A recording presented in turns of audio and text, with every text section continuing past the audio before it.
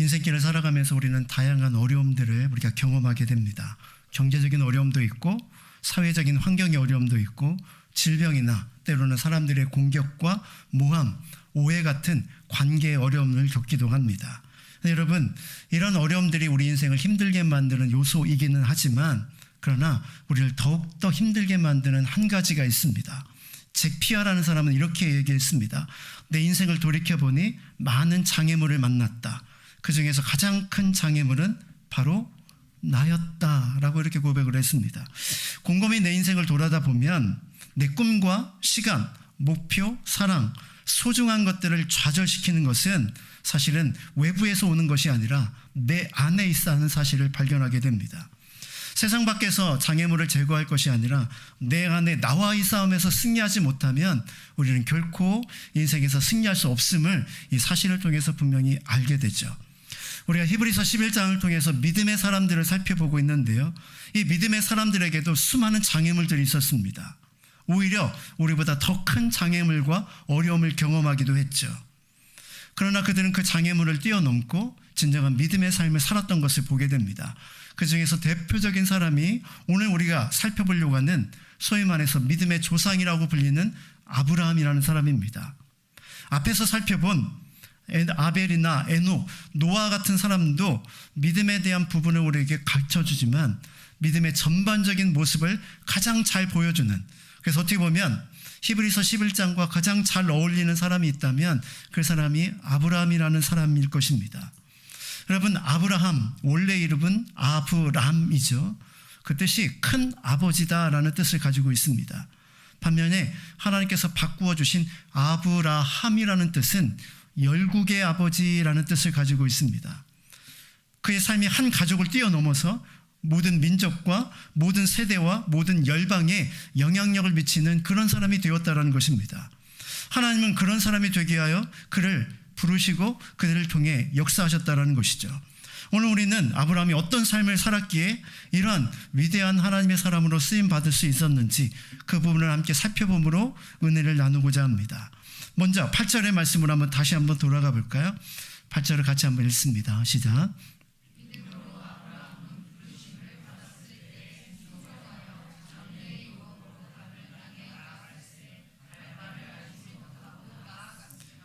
히브리서 11장에서 아브라함의 믿음을 딱 두 단어로 정의하고 있습니다. 뭐죠?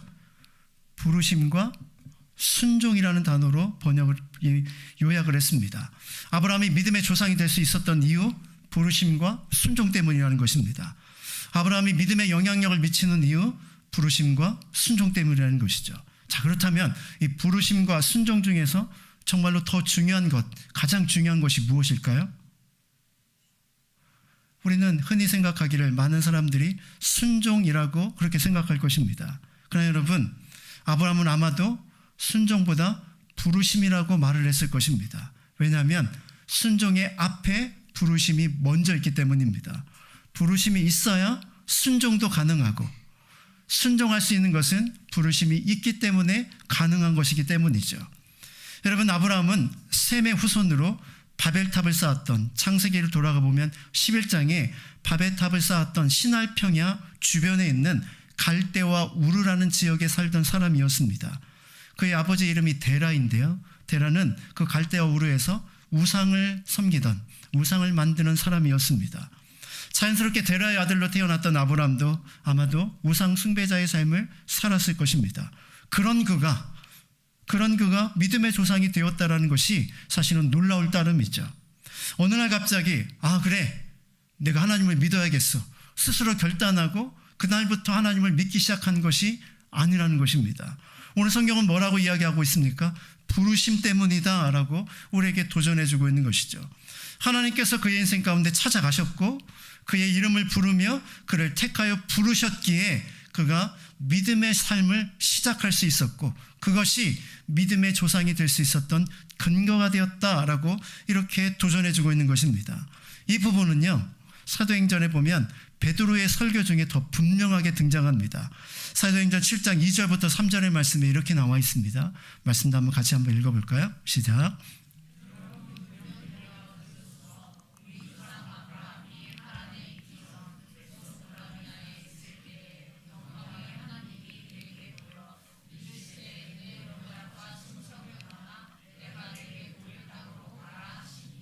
메소포타미아에 있을 때 하나님 영광의 하나님께서 그에게 보여 우리 식으로 얘기하면 그에게 나타나 그에게 말씀하심으로 그의 믿음이 시작되었다라고 분명히 소개하고 있는 것이죠. 아브라함은 영광의 하나님을 경험하고 나서야 새로운 믿음의 결단을 통해 믿음의 삶을 출발했습니다. 어떻게 보면 이것이 모든 믿는 자의 사실은 시작의 모습이죠. 여러분들은 하나님을 어떻게 믿게 되었습니까? 아브라함같이 하나님이 여러분 인생 가운데 찾아가신 사건이 분명히 있을 것입니다. 물론 어린 시절부터 부모의 손에 이끌려서 신앙생활 하신 분들이 분명히 있을 것입니다. 그렇다고 하더라도 내 인생 가운데 어느 순간 내 인생의 주와 그리스도로 내게 찾아오신 그 하나님을 영접하고 구원을 경험하는 그런 출발점이 여러분에게 분명히 있을 것입니다. 부모의 영향을 받을 수 있지만 예수 만나고 구원받은 영적인 체험이 분명히 있을 때 비로소 그 사람의 믿음이 시작이 되는 것이죠. 반대로요, 아브라함처럼 부모가 믿지 않는 가정에서 태어난 사람이 있습니다. 이 사람에게도 어느 날 하나님께서 그 삶을 찾아가신 때가 분명히 있을 것입니다. 구체적인 하나님의 만남을 통해 영광의 하나님을 내 삶에 경험하고 그 주님이 나의 하나님이다라고 고백했던 그 분명한 변화의 시점이 분명히 아마 있을 것입니다. 인류의 역사를 예수님이 오시기 전과 오신 후로 구분하듯이 우리의 인생도 마찬가지입니다. 아브라함의 인생은요, 하나님이 그의 인생에 찾아가실 때와 찾아가시 전과 그 후로 완전히 극명한 차이를 보여주고 있는 것이죠. 어떤 사람은 사무엘처럼 어린 시절에 하나님이 찾아가신 사람이 있습니다. 요셉과 다니엘처럼 청년기에 하나님이 그를 만나주신 사람도 있죠. 오늘 본문에 등장하는 아브라함은 75세에 그리고 모세는 80세에 하나님을 구체적으로 만남으로 그의 인생이 새롭게 펼쳐집니다. 만약 하나님을 안다고 하지만 어린 시절부터 교회라는 익숙한 환경에서 자랐다고 하더라도 이런 구체적인 하나님과의 인격적인 만남이 없으면 그 사람은 사실은 진정한 믿음이 출발한 것이 아니라고 볼 수 있습니다. 혹시 이곳에 예배를 드리지만 아직 나에게도 하나님을 향한, 하나님을 만난 구체적인 만남의 경험이 없다면 우리는 하나님 앞에 겸손히 엎드릴 필요가 있습니다. 하나님을 아는 것이 아니라 하나님을 인격적으로 만나는 영적인 체험들이 우리 안에 있어야 하는 것이죠. 하나님이 찾아가시고 그 하나님 앞에 무릎 꿇는 삶의 변화들이 우리에게 있을 때 그때에 비례해서 내 인생의 AD, 하나님 만난 시작에 삶이 새롭게 출발하는 것입니다. 여러분, 그런 의미에서 보면 하나님이 내 인생 가운데 찾아오시고 나를 만나 주셨다는 것이 하나님의 은혜입니다. 여러분, 아브라함이 그 당시 사람들 중에 선하고 착하고 뭔가 하나님을 향한 갈망이 있어서 하나님이 그를 찾아가신 것이 아니라 그저 평범한 우상의 가정에서 우상을 섬기던 자였지만 하나님께서 그에게 찾아가신 것 그 자체가 하나님의 은혜이고 하나님의 기적이라는 것입니다. 그리고 그 찾아오신 하나님을 믿게 된 것 또한 하나님이 주신 놀라운 기적이죠. 우리가 많은 세상에서 기적을 경험하기를 원하지만 우리는 이미 기적을 경험한 사람이고 우리는 하나님의 은혜를 체험하기를 원하지만 우리는 하나님의 은혜를 이미 체험한 사람이라는 사실을 우리에게 보여주고 있는 것입니다. 하나님의 부르심이 없다면 아브라함의 믿음의 시작조차 할 수 없었던 것처럼 하나님이 내 인생 가운데 찾아오시지 않았다면 우리의 믿음의 출발도 없었을 것이기 때문이죠. 그래서 하나님의 부르심은 은혜입니다. 하나님이 내 인생 가운데 찾아오신 것이 하나님의 은혜라는 것이죠. 날마다 이 은혜를 믿음으로 고백할 줄 아는 신실한 하나님의 사람들이 될 수 있기를 주님의 이름으로 축원합니다. 그리고 여러분, 이 부르심에는 또 다른 의미가 있는데 이 부르심에는 하나님의 주도권이라는 의미가 들어 있습니다.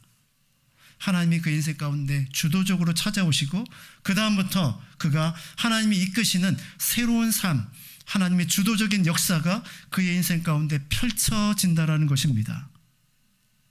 내가 무엇을 결정하고 내가 걸어가는 것 같지만 사실은 내 인생을 인도하시는 분이 계시다는 사실을 우리가 고백하고 발견하지 않습니까? 믿음의 삶을 살았던 사람들의 공통적인 고백이 있습니다. 그것은 내 인생을 돌아보니 다 그 모든 발걸음이 하나님의 인도하심이었다라는 고백입니다. 여러분, 그러나 그 당시 살아갔던 그 순간은 모릅니다. 내가 결정하고 내가 판단하고 내가 선택하는 것처럼 보였죠. 근데 다 지나고 나니까 그것마저도 하나님의 인도하심이었다는 사실을 드디어 믿음으로 고백하게 되는 것입니다. 이것이 하나님의 주도권, 내 인생에 찾아오신 그 하나님이 내 삶을 인도하시고 내 삶을 지도하신다라는 하나님의 뜻, 또 다른 은혜의 모습이라는 것입니다. 그래서 우리는 믿음이 무엇인지를 발견하게 되죠. 믿음은 하나님이 내 인생 가운데 찾아오실 때부터 시작이 되어집니다. 그리고 그때부터 내 삶의 주관과 내 생각을 내려놓고 하나님의 다스리심을 쫓아서 살아가는 삶, 간절히 바라고 소망하는 것은 내 뜻대로 되어지는 것이 아니라 하나님의 뜻이 내 삶 가운데 이루어지기를 사모하며 걸어가는 삶, 그것이 바로 하나님의 주도권을 인정하는 진정한 믿음의 삶이라는 것입니다. 나는 어떤 삶을 지금 살아가고 있습니까? 그리고 나의 삶은 어떻게 펼쳐질까요? 우리는 계획도 세우고 그것 때문에 잠 못 이루기도 하고 5년 후 10년 후의 모습 때문에 지금 불안해서 염려 가운데 살아가는 사람도 의외로 굉장히 많습니다. 그러나 여러분, 그 불안과 염려의 원인이 무엇일까요? 내 인생의 모든 책임을 다 내가 져야 된다고 생각하기 때문입니다. 그러나 성경은 그렇게 말하고 있지 않습니다. 너 인생을 인도하시는 분은 너의 주인으로 찾아오신 하나님이다 라고 우리에게 말씀해주고 있는 것이죠. 계획을 세우기 전에 먼저 하나님의 주도권을 인정하고 겸손하고 진지함으로 하나님께 물어보아야만 합니다. 하나님, 내가 어떠한 삶을 살기를 원하십니까? 무엇을 위하여 걸어가기를 원하십니까? 이것이 구원받은 자, 하나님의 주도권을 인정하는 사람의 바른 믿음의 태도라는 것입니다. 그렇지 않고 내 생각과 내 판단으로 걸어가는 인생은 분명히 염려와 걱정으로 가득 찬 인생이 될 것입니다. 나는 두려움이 없습니다. 나는 염려가 없습니다. 그 사람이 진짜 염려가 없고 두려움이 없어서가 아니라 그 염려와 두려움 속에서 역사하실 내 인생을 인도하실 하나님을 믿기에 그 두려움과 염려에서 우리는 자유케 되는 은혜를 경험하게 되는 것이죠. 여자의 일생이라는 책을 쓴 모파상이라는 유명한 소설가가 있습니다. 그는 한때 신학교를 다니는 신학생이었다고 합니다. 신학교를 다니다가 점점 믿음의 회의에 빠지게 되고 방탕한 삶을 살아가기 시작하면서 그는 신앙과 담을 쌓기 시작했고 결국 신학교를 그만두었습니다. 그리고 그 다음부터는 자신의 인생의 주인은 나다라는 생각으로 자신의 삶을 살아가기 시작했다고 합니다. 그 후에 문학의 뜻을 두고 열심히 전진한 결과 무려 10년 만에 그는 유명한 작가가 되었습니다. 많은 돈을 벌었습니다. 지중해에는 요트를 띄우고 노르망디에는 저택을 세우고 그리고 파리에는 호화 아파트를 장만해서 그곳에서 쾌락의 삶을 살았습니다. 쉴 새 없이 여인들을 바꾸고 그리고 아내도 바꾸기 시작했습니다. 이렇게 화려하고 자기 나름대로의 계획대로 살아가는 그런 인생이었죠. 그러나 비평가들은 그에게 찬사를 보냈고 당신이 최고의 작품을 기록하는 사람이다. 군중들은 그가 나올 책을 날마다 기대하면서 그를 흠모하고 바라보았습니다. 그러나 어느 날부터 그의 인생 가운데 안질과 불면증에 시달리게 되었습니다. 그러던 1892년 1월 1일 새해가 밝아온 그 해 그는 내가 한 해를 살아갈 아무런 이유를 발견하지 못했다 라는 생각에 빠지기 시작했고 자기가 항상 즐겨 사용하던 종이칼로 자살을 시도하기 시작했습니다. 가까스로 목숨을 구했지만 그 후부터 그는 정신이 완전히 파탄나기 시작했고 정신병동에서 몇 달 며칠 동안 허공을 바라보며 중얼중얼 거리다가 그의 나이 43세로 바로 세상을 마쳤습니다. 그의 묘비에는요, 그가 말년에 늘 끊임없이 말했던 그 말이 적혀져 있다고 합니다. 이와 같은 글이었습니다. 나는 모든 것을 소유하고자 했지만 결국 아무것도 갖지 못했다. 하나님을 떠나 자신의 인생의 계획을 세웠던 그 삶의 끝이 이와 같은 삶이라는 것을 모파상은 우리에게 잘 보여주죠. 물론 그가 신학교를 나와서 목사가 되어야 했다, 이걸 말하고 싶은 것이 아닙니다. 하나님께서 자신의 부르신 그 부르심과 자신에게 주신 재능을 어떻게 사용할지를 하나님 앞에 곰곰이 바로 깨닫고 하나님을 위해서 살았다면 그의 인생은 아름답게 쓰임받는 인생이 되었을 것입니다. 여러분, 나의 인생을 자세히 한번 돌아다 보십시오. 내가 살아가는 것 같지만 내 인생이 내 마음대로 되지 않는 것이 내 인생이지 않습니까? 사실 내 인생이라고 볼 수 없죠. 하나님이 허락하신 인생, 주님의 인생일 뿐입니다. 그러니 우리는 사람들처럼 미래를 바라보며 낙심할 것이 아니라 내 삶을 인도하시는 주님을 바라봐야만 합니다. 여호와는 나의 목자시니 내게 부족함이 없으리로다. 내 뜻대로 되지 않는다고 고를 부리며 그렇게 날마다 근심하며 살아가는 것이 아니라 은혜로 살아가는 인생이 되어야 한다는 것입니다. 은혜로 살아가는 인생이 어떤 인생이라고요? 하나님의 주도권을 인정하는 것입니다. 내 삶을 가장 잘 아시는 분 누구일까요? 나를 만드신 주님이시죠.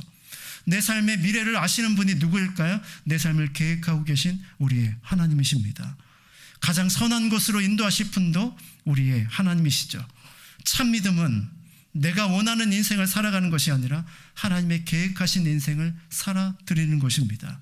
주님이 내 삶을 마음껏 인도하시도록 내어드리는 하나님의 주도권을 인정하는 참 믿음의 삶을 살아갈 수 있기를 주님의 이름으로 축원합니다. 하나님이 이렇게 아브라함의 인생 가운데 찾아오셨고 그의 삶을 인도하기 시작하셨습니다. 이것이 아브라함이 믿음의 삶의 출발의 모습이었습니다. 그러나 이것이 결코 끝은 아니었죠. 우리 8절 말씀으로 다시 한번 돌아가 볼까요? 같이 읽습니다. 시작.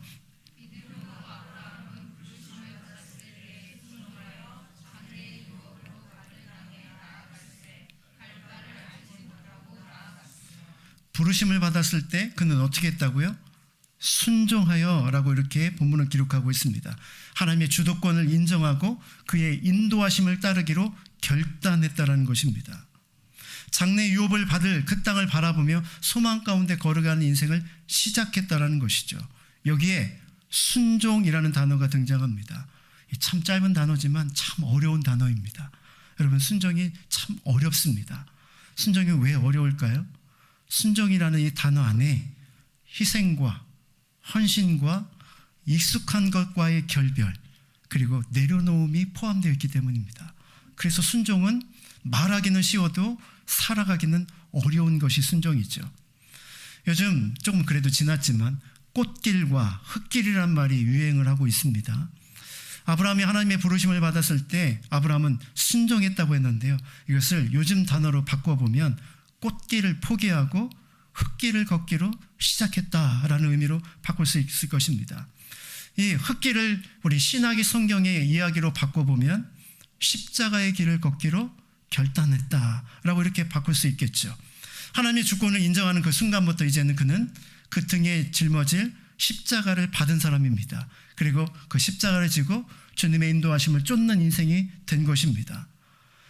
그리고 이 순종은요, 한 번의 통큰 순종이 아니라 사실은 매일매일 매 순간순간마다 하나님 앞에 순종해야 될 순종을 우리가 갖고 있다는 사실을 발견하게 되죠.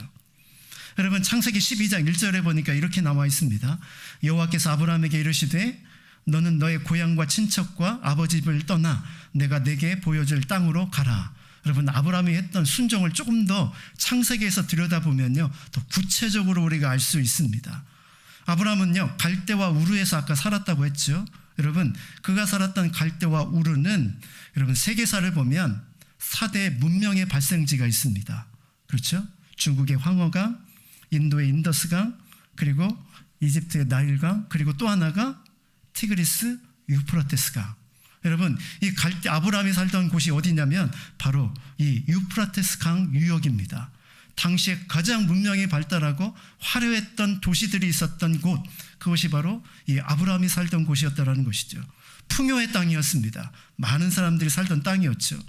하나님이 그에게 약속하신요, 젖과 꿀이 흐르는 땅인 가나안 땅은 사실은 이것에 비하면 꽃길이 아니라 진짜 흙길이었습니다. 아브라함은 이미 꽃길에서 지금 살고 있었던 사람이었다는 뜻입니다. 그런 그에게 하나님께서는 3가지를 포기하고 내려놓을 것을 선언하시죠. 첫 번째 뭡니까? 고향을, 그리고 두 번째로는 친척을, 세 번째는 아버지 집을 떠나라 라고 이렇게 도전합니다. 여러분, 고향은 무엇을 의미할까요? 원어에 보면요, 고향, 우리는 한글말은 고향이라고 번역을 했지만 땅이라고 되어 있습니다. 땅. 고대나 지금이나 가장 안정적인 재산은 뭐니 해도 부동산, 땅이지 않습니까? 그 땅은 모든 나의 소유의 근원이자 내가 앞으로 미래를 펼쳐갈 가장 근본적인 자산입니다. 하나님께서는 그 땅을 포기하라 라고 그에게 말씀해 준 것이죠. 이 땅을 포기하고 새롭게 줄 약속의 땅을 바라보라, 그 땅을 향해 나아가라고 도전하시는 것입니다. 친척은 무엇을 의미할까요? 오늘날로 쉽게 바꿔보면 인맥을 의미할 것입니다. 그동안 살아오면서 쌓아왔던 수많은, 언제든지 나에게 힘이 될 수 있는 그런 사람들, 바로 나를 더 높은 곳으로 인도해 줄 수 있는, 끌어줄 수 있는 나의 줄, 그런 것들을 다 내려놓으라는 것이죠. 그리고 이제부터는 누구만? 하나님만 바라보라는 것입니다. 세 번째, 아버지 집은요, 최고의 보루이죠. 가장 힘들고 어려울 때 사람들조차도 다 등을 돌려도 마지막에 도와줄 수 있는 대상, 그것이 바로 아버지 집입니다. 그런데 이제부터는 그 아버지 집도 내려놓고 하늘 아버지를 따라 새로운 삶을 출발하라 라고 도전하는 것입니다. 이것이 아브라함에게 주어진 순종이라는 말의 뜻입니다. 이 세 가지는요, 이 세상에서 사람들이 가장 중요하게 여기는 자원이죠. 재물과 인맥, 가족, 이것을 다 갖춘 사람을 뭐라고 부릅니까? 금수저라고 부릅니다. 요즘 말로.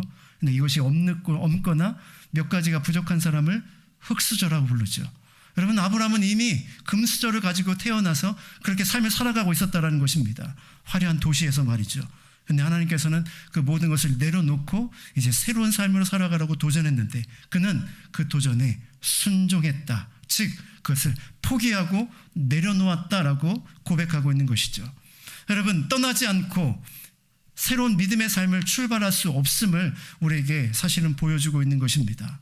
사랑하는 교자매 여러분, 여러분들은 예수 그리스도를 믿은 후에 무엇을 포기해 본 경험이 있습니까?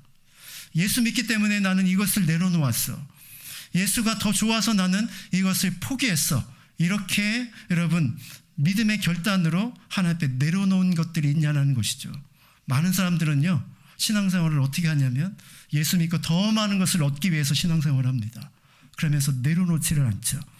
우리 인생이 새로워지지 않는 이유는 포기함이 없기 때문입니다. 여전히 한 손에 가득 움켜쥔 채 하나님 더 주십시오라를 외치기 때문이죠. 우리의 손을 펴야만 그때 비로소 우리는 하나님이 주시는 것을 누리게 됩니다. 오늘 말씀을 준비하면서 그런 좀 제가 짓궂은 생각을 좀 해봤는데, 하나님이 갈대아우르에서 떠나지 않게 하고 그냥 그 땅에 남아서 얼마나 좋아요. 전도하기도 좋잖아요. 아는 사람도 많고 주변에 친척들도 많고 자기가 먼저 하나님을 믿고 가족도 구원하고 이웃도 구원하고 친척들도 구원하면 얼마나 더 효과적인 전도의 방법인가, 이런 생각을 제가 해봤는데, 자, 이게 얼마나 어리석은 생각인지를 깨닫게 되죠. 여러분, 아브라함이 이제 막 믿음의 시작하는 시점이었습니다. 여러분, 그에게 그 주변에 있는 모든 것들은 유혹거리죠. 바로 세워지기 전에는 그는 사명이나 사역을 감당할 수 있는 그런 존재가 아니었다라는 것입니다. 그리고 그 당시에 하나님이 어떤 분이신지를 그는 구체적으로 잘 알지도 못했습니다. 하나님은 그를 이 믿음의 여정 속에 훈련시켜서 더 큰 그림을 가지고 그의 인생에 더 큰 계획을 가지고 그를 인도하고 계신 것이죠. 많은 사람들이 오랫동안 신앙생활하는데 나는 왜 삶이 변하지 않을까, 그렇게 생각하는 분들이 있습니다. 여러분, 분명한 사실은 변하지 않는 이유는 명확합니다. 하나님 안에서 내려놓음이, 깨어짐이 없기 때문입니다. 말씀으로 날마다 내 자신이 생각이 깨트려지고 그리고 주를 위하여 내 삶을 희생하고 포기한 경험이 없기에 우리는 부르심 앞에서, 늘 부르심은 있지만 그것에 대한 순종의 경험이 없기에 우리는 여전히 바로 변하지 않는 모습으로 살아가고 있는 것입니다. 마치 새끼 독수리가 둥지에서 그 어미가 공중을 향해 밀어 넣을 때 나는 절대로 가지 않을 거야, 바로 그 우리 안에 계속 머물게 되면 독수리는 하늘을 날지 못하는 새가 되어버리겠죠. 그러나 그것에 바로 하늘을 나는 순간 하늘을 나는 왕, 즉 독수리로 거듭나게 됩니다. 순종이 이와 같다라는 것이죠. 하나님을 떠나라는 그 부르심, 그것은 지금 잘 살고 있는 나에게는 청천벽력과 같은 메시지일 수 있습니다. 그러나 하나님은 그 부르심을 통해서 우리 삶에 역사하시는 분이시죠. 지금 내가 익숙한 나의 삶들, 그리고 내게 너무나도 편안한 것들, 때로는 믿음을 위해서 과감하게 깨뜨릴 필요가 있습니다. 여러분, 리딩 지저스 하나 내 삶에 습관화하는 것도 너무 힘드시죠. 왜냐하면 그동안에 하지 않았던 것을 바로 내 삶의 것으로 만드는 것이 결코 쉽지 않음을 여러분 경험하셨을 것입니다. 저는 리딩 지저스를 이렇게 해가면서 우리가 말씀을 통해서 깨닫는 은혜도 있지만 여러분이 한번 삶의 패턴을 바꿔보고 삶의 좋은 습관들을 내 삶에 가져보는 가장 좋은 훈련의 시간이라고 생각이 되어집니다. 하나님 여러분을 이런 메시지로 부르셨고 여러분은 지금 순종의 걸음을 걸어가고 계신 것이죠. 그렇게 한 걸음 한 걸음 나를 깨트리는 훈련을 통해서 우리도 믿음의 사람으로 나아가고 새로워질 수 있는 것입니다. 창세기에 보면요 12장 4절에 이런 표현이 있습니다. 아브라함이 여호와의 말씀을 따라갔고 라고 이렇게 기록하고 있습니다. 여러분, 버리고 내려놓지 않으면 새로운 것을 얻을 수 없습니다. 버리는 것이 먼저이고 내려놓는 것이 먼저입니다. 그래야 새로움과 믿음의 열매를 보게 되는 것이죠. 옛삶은 익숙합니다. 자연스럽고 편안합니다. 그러나 새로운 삶으로 가려면 그것을 내려놓아야 하죠. 오늘 말씀을 준비하면서 제 자신의 삶을 돌아보았습니다. 개척을 하고 걸어왔던 지난 날들을 돌아보니까 개척 초기에는 무엇을 하든지 막 발버둥을 치는 삶을 살았는데 어느덧 시간이 지나면서 점점 이 패턴에 굳어져가는 제 자신의 모습을 발견하게 되었습니다. 내가 또 깨트리지 않으면 안 되는 또 다른 잘못된 습관들과 습성들이 내 안에 점점 쌓여가는 내 자신의 모습을 발견하게 되는 것이죠. 오늘 이 말씀은 저 자신에게 주시는 메시지였습니다. 깨트려야 산다. 포기하고 버려야 새로워질 수 있다. 이것이 제 자신의 목회에 대한 그리고 교회 사역에 대한 또 다른 메시지였던 것입니다. 오늘 본문에 보니까요 10절에 보니까 이런 말씀이 나와 있습니다. 그가 장막에 거하였다라고 이렇게 기록되어 있습니다. 9절에 나와 있네. 9절에 이 장막이라는 뜻이 무엇입니까? 텐트라는 뜻이잖아요. 갈대아 우르 지방에서 아브라함은 어디서 살았을까요? 주택에서 살았습니다. 근데 하나님이 부르셔서 그를 어디에 살게 하세요? 텐트에서 살게 하십니다. 아싸, 캠핑이 얼마나 즐거운데. 요즘 캠핑족들이 많잖아요. 추운 겨울에도 눈 내리는 그 속에서 캠핑을 하는 사람들, 차박, 요즘에 아주 유명한 그런 단어들이 등장하는데 여러분 막상 캠핑을 해보면 하루는 좋지만 이틀을 넘어가는 순간 집을 가고 싶어 합니다. 왜냐하면 불편한 게 한두 가지가 아니거든요. 여러분, 아브라함의 삶이 그런 삶이었습니다. 주택에서 편안한 삶을 살다가 이제는 텐트를 쳐야 되고 그것도 하나님이 가라고 하면 이동해야 되는 그런 이동의 삶을 그는 살 수밖에 없었습니다. 이것이 불편한 삶으로 부르신 하나님의 부르심이었고요. 문을 열면 날마다 익숙한 사람들이 돌아다니는 광장이 펼쳐지는 세계에서 이제는 텐트 문을 열어도 아무도 없는 황량한 인생의 외로움에 떨어했던 것이 아브라함이 살아갔던 믿음의 삶이었습니다. 사랑하는 자매 여러분, 혹시 요즘 외로운 분들이 있습니까? 내 주변에 아무도 없는 것처럼 보여지고 가족은 있지만 대화가 잘 안 되는 스스로의 외로움 가운데 빠져있는 분들이 있습니까? 역설적으로요, 그때가 여러분이 하나님을 더 깊이 만날 수 있는 순간들입니다.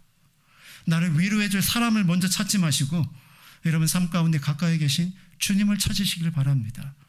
나의 외로움은 하나님으로 말미암아 채워지고 새로워질 수 있다는 것입니다. 주님만이 나의 외로움의 진정한 친구가 되어주시는 것이죠. 이것이 우리가 걸어가는 믿음의 삶, 세상과 다른 삶이라는 것입니다. 주님과 동행하려면 편안한 것, 편리한 것, 이 모든 것을 내려놓는 아픔의 경험을 해야만 했습니다. 그러나 그것이 그에게는 또 다른 하나님의 기쁨과 하나님의 은혜가 펼쳐지는 축복의 시작이었죠.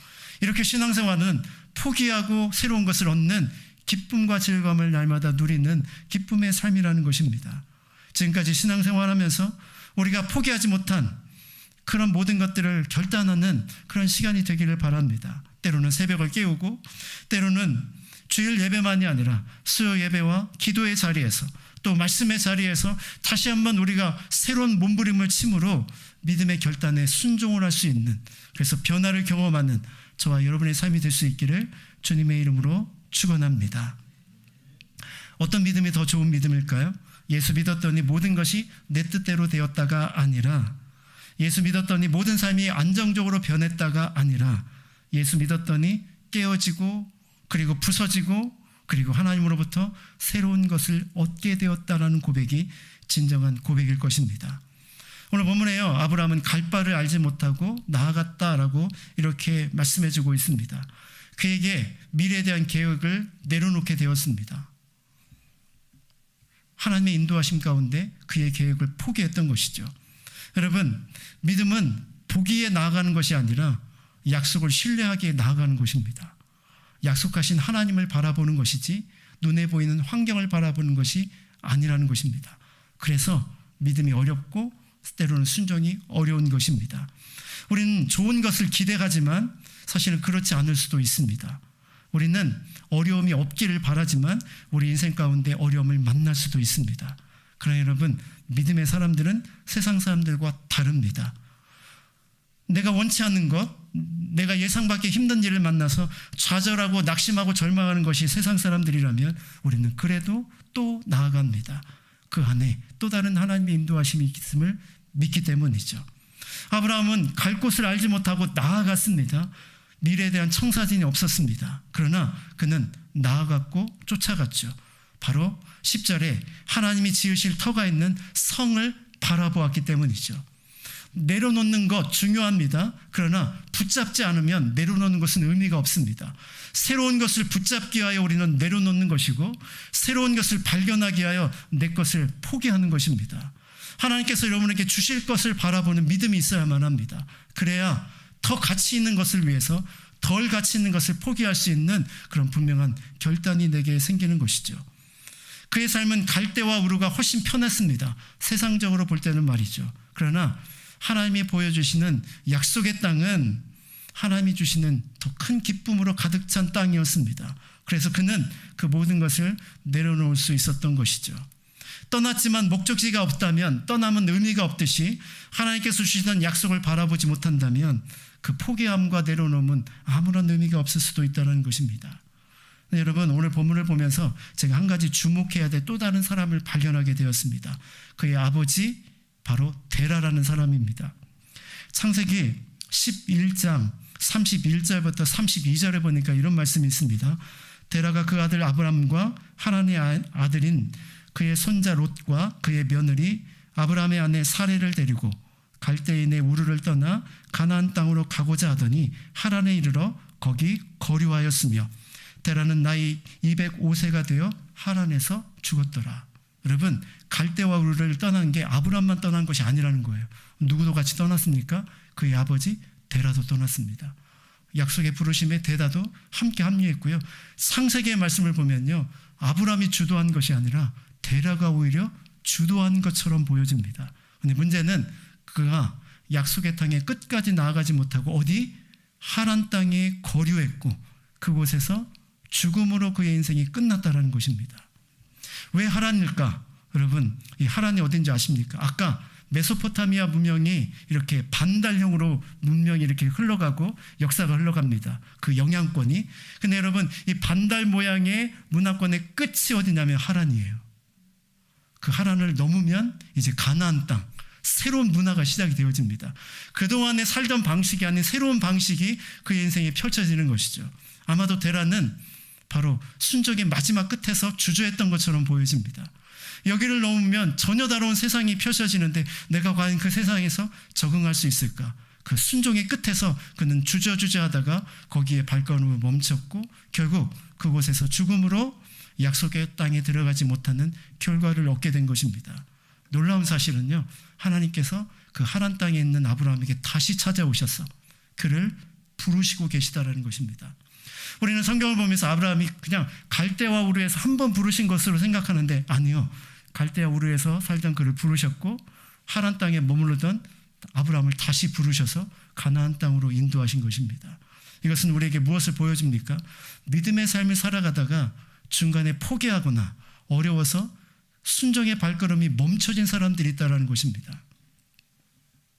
하나님의 은혜의 충만함을 더 이상 깨닫지 못하고 식어진 가슴으로 주저앉아 있는 사람들이 있다라는 것이죠. 누구처럼 말입니까? 데라처럼 말입니다. 처음에 신앙생활 할 때는 열정과 기쁨이 가득 찼지만 신앙생활을 점점 하다 보니 바로 순종이 어려워지기 시작하고 앞이 보여지지 않는 예측할 수 없는 상황에 노출된 자신의 삶이 점점 지쳐가기 시작한 것입니다. 그럴 때쯤 바로 도착한 것이 하란이죠. 우리 인생의 하란의 때가 올 수도 있다는 것입니다. 그때 여러분은 어떻게 하시겠습니까? 늦춰진 발걸음에 완전히 포기하고 그곳에 주저앉으시겠습니까? 아니면 그때 또다시 부르시는 하나님의 부르심에 순종하여 더 한 걸음을 내딛는 믿음의 결단을 하시겠습니까? 지금 내가 주저앉고 있다면 내 스스로에게 여러분 선포하시길 바랍니다. 나는 여기서 내 믿음의 삶을 포기할 수 없어. 나는 여기서 한 걸음 더 나아갈 거야. 하나님의 부르심 앞에 결코 발걸음을 멈추지 않을 거야. 내 스스로에게 한번 선포해 보시길 바랍니다. 혹시 여러분 주변에 믿음의 삶을 살아가다가 지금 중간에 너무 힘들어서 포기하려는 사람, 아니 믿음의 발걸음을 멈춘 사람들이 있습니까? 그러면 여러분 그들을 가만두지 마십시오. 그들의 손을 붙잡고 우리는 함께 나아가야 될 의무가 우리에게 있다라는 것입니다. 갈대와 우르에서도 그리고 하란에서도 다시 찾아오신 하나님의 은혜, 하나님의 부르심이 바로 그의 삶을 믿음의 조상으로 만들어 놓은 것입니다. 신앙생활은 긴 싸움입니다. 마치 마라톤과 같죠. 아무리 출발을 열심히 잘하고 남들보다 앞선다 하더라도 그것이 결국 끝에 도착하지 못하면 사실은 의미가 없는 싸움이 되고 말죠. 때로는 힘들고 목이 마르고 지치고 쉬고 싶고 포기하고 싶고 그리고 뒤돌아가고 싶어도 우리는 뒤돌아보지 않으며 앞을 향해 나아가는 그런 믿음의 삶을 살아야만 합니다. 오늘 말씀에서 우리가 놓치지 말아야 될 가장 중요한 메시지가 하나 있습니다. 그것은 바로 하나님의 은혜라는 것입니다. 그의 시작도 하나님의 은혜이고 중간에 포기하고 멈춰진 그 인생을 다시 찾아와서 부르신 것도 하나님의 은혜입니다. 우리가 믿음의 삶을 시작하고 살아가는 그 모든 것 자체가 하나님의 은혜임을 우리는 날마다 고백하며 살아가는 그런 인생이 되어야 하는 것이죠. 아브라함의 위대한 순종, 그러나 그보다도 먼저 하나님의 부르심과 또 다른 부르심, 하나님의 은혜가 있었다는 사실을 우리는 결코 잊지 말아야만 합니다. 내가 지금까지 살아온 것, 내 나름대로의 선택과 순종이라고 생각하지만 아브라함은 내가 살아온 모든 것이 하나님의 은혜다라고 고백할 것입니다. 믿음이 무엇입니까? 도저히 구원받을 수 없는 죄인이 하나님께서 부르심에 반응하여 믿음의 삶을 시작할 수 있는 은혜를 받고 그 삶을 쫓아가는 삶이 바로 믿음인 것이죠. 하나님의 부르심은 구체적으로 어느 곳을 향해 걸어갈지 알지 못합니다. 그러나 우리는 그래도 하나님을 신뢰하며 나아갈 수 있는 것, 그것은 하나님이 내게 주신 은혜가 선명하고 분명하기 때문이죠. 믿음은 모험입니다. 그러나 그 모험은 미래에 대한 두려움과 염려를 동반하지만 그러나 하나님을 신뢰할 때 두려움이 사라지고 하나님과 함께하는 동행하는 믿음의 삶을 살아가죠. 과연 가능해? 이것을 묻는 것은 세상의 물음입니다. 그러나 우리는 그것이 하나님의 약속이야 이것을 묻는 것이 믿음의 물음이겠죠. 이제 말씀의 결론을 내기로 합니다. 신학자 스탠리 하우아 워스라는 사람은 이렇게 이야기를 했습니다. 믿음이라는 것은 답을 모르는 채 계속 살아가는 것이다. 모든 것이 확정되고 확인할 수 있고 볼 수 있는 것을 따라가는 것은 믿음이 아니라는 것입니다. 사실 그러나 우리는 그것을 바라죠. 우리가 기도하는 것이 무엇입니까? 하나님 보여주십시오. 확인해 주십시오. 알려주십시오. 이렇게 우리는 요구하지만 때로는 하나님이 그 요구에 응답하시지 않을 때가 많습니다. 갈 바를 알지 못하고 나아갔던 아브라함의 인생처럼 말이죠. 그리스도인들은 명확히 아는 자가 아니라 인도하시는 하나님을 바라보며 나아가는 자입니다. 아브라함도 알지 못했습니다. 단지 하나님을 바라보았던 것이죠. 중간에 그는 포기하지 않았습니다. 말씀에 반응하여 또다시 순종했기 때문이죠. 여전히 내일에 대한 기대와 희망, 동시에 불안과 염려로 가득 찬 우리의 인생 가운데 우리의 삶을 바꾸는 것이 무엇일까요? 하나님께서 내 인생 가운데 찾아오셨고 지금도 내 인생에 은혜를 부어주시고 계시다라는 것입니다. 참 믿음은 내 인생의 주도권이 하나님께 있음을 믿는 것과 그 하나님께서 내 삶의 가장 아름다운 걸음을 지도하신다는 확신을 갖는 것입니다.